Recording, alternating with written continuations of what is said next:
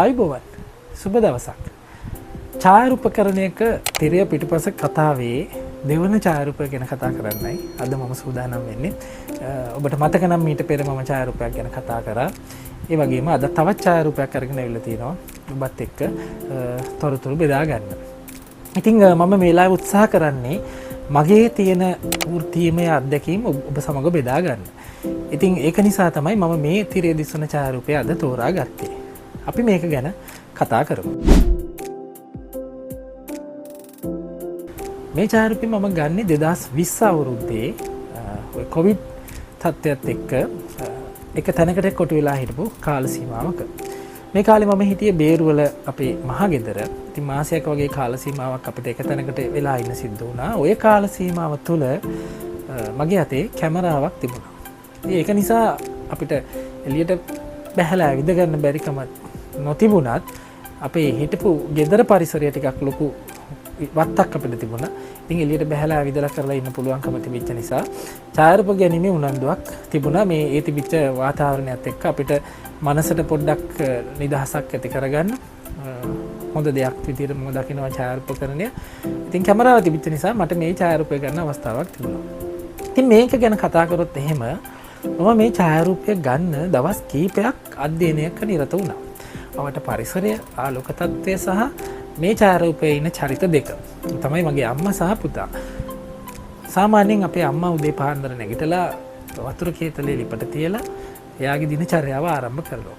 ඒක එකාංගයක් විදියට තමයි ඔය ඉඳලත් අරගෙන වත්ත අතු ගාන එක. සමහර විට ඔබගේ අම්මත් එහෙම වෙන්න පුළුවන්. දැන් නම් ඉතින් අපිට ලොකුවට ගෙවල් දොරවල් තියෙන වතු පිට තියෙන පරිසරවල ජීවත් වෙන අය නෙමෙයි ගොඩක් වෙලාවට ඉන්නේ. නමුත් මට මේ ඡායාරූප ගන්න අවස්ථාව හම්බුනේ එයාගේ එයාගේ ජීවන රටාවත් එක්ක. ඉතින් මට ලොකු ඕනකමක් තිබුණා මගේ අම්මාගේ චරිතය එයාගේ ඒ චරිතය ඉස්මතු වෙන විදිහේ ඡායාරූපයක් ගන්න. ඉතින් මම මේකට දවස් කීපයක් අපට පරිසරය නිරීක්ෂණය කරා කියලා අපට කලිනුත් කිව්වා. මම තවදුරටත් පැහැදිලි කරන්නම් කොහොමද මේ විදිහට මේ නිර්මාණය කරේ කියලා. ඔබට මගේ අත්දැකීමක් බෙදා ගන්නම්. සාමාන්‍යයෙන් මීදුම කියන දේ අපිට හැම පරිසරයකම දකින්නට හම්බෙන්නේ නැහැ. ගොඩක් වෙලාවට ඉතින් මේ බේරුවල කියන පළාත වල මීදුමක් අපිට එහෙම ලේසියෙන් දකින්න වෙන්නේ නැහැ. හැබැයි මාසයක් දෙකක් වගේ පායලා වැස්සක් වහිනව නේද? ඕක රෑ ඉඳන් පාන්දර වෙනකම් වැහලා පෑවුවාම අන්න හොඳ මීදුම් තත්ත්වයක් තියෙනවා. ඒක කොයි පරිසරයකටත් පොදුයි. ඉතින් මේ ඡායාරූපයට එහෙම අවස්ථාවක් මට හම්බුනේත් නැහැ.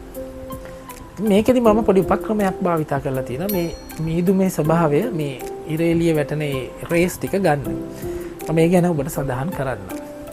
දැන් මේ ඡායාරූපය ගන්න මම පරිසරය නිරීක්ෂණය කරා. දින 2ක් 3ක් නිරීක්ෂණය කරා. එතකොට අම්මගේ දිනචර්යාව නිරීක්ෂණය කරා.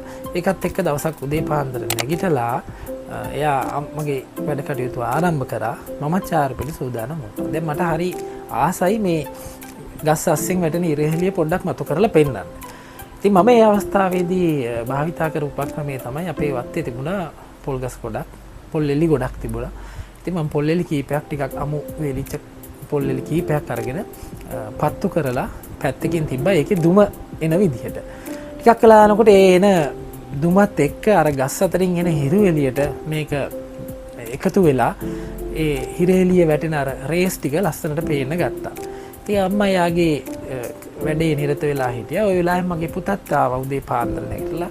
එයාත් ඇවිල්ලා ওই බිම තියෙන ගල් කැල ටිකක් අහුලගෙන හෙට මෙහෙට විසි කර හිටියා.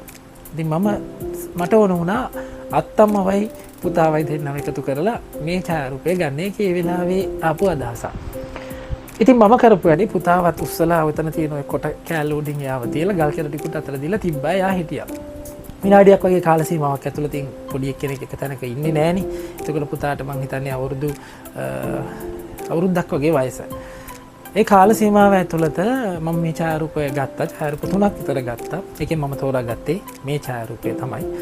එතනදී මට ඕන වුණේ අම්මගේ එයාගේ දිනචර්යාවත් එක්ක මේ පුතාවත් තියලා ඡායාරූපය ගන්න. අම්මා අතු ගාගෙන වැඩේ නිරත වෙලා හිටියා. ඒ ඇස්සේ අර පොල්ලෙල ටික පත් වෙලා ඒකේ දුමත් යනවා. දැන් පරිසරය හරි ලස්සනයි. ඡායාරූපයට එන්න ඕනේ කලාත්මක භාවය දැන් ලැබිලා තියෙනවා කියන එක මම දැක්කා. පුතා යාගේ වැඩි යානිරත වෙලා ඉන්නවා. ඉතින් ඒ අතරතුර මම මේ ඡායාරූපය ගත්තා.